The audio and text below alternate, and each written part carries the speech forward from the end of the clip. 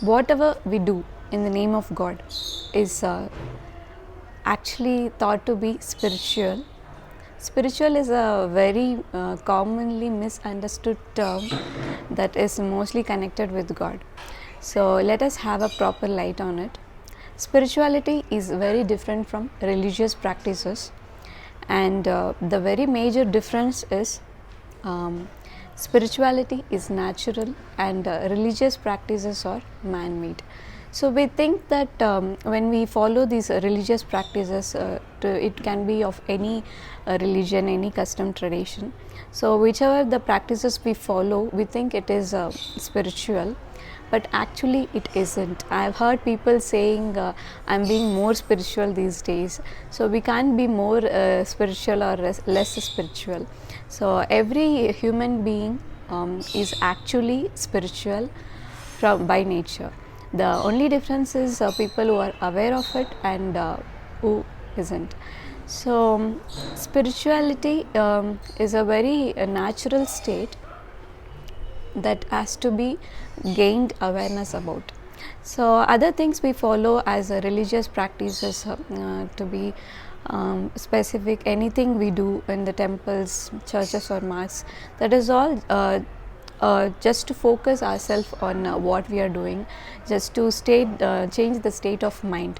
So spirituality is totally different. None of the religious practices we follow lead us to spirituality. So what will lead us to spirituality? The only way which will lead us to spirituality is meditating. There is no other way you can lead through it. So when you reach this state, there is no difference between anyone on earth you see.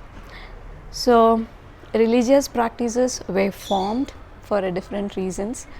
I'll be updating about them in my next videos. So spirituality is totally different from all the religious practices we follow. Religious practices are more for the sake of mind, for the sake of peace, and for something which changes our mind and keeps us on track.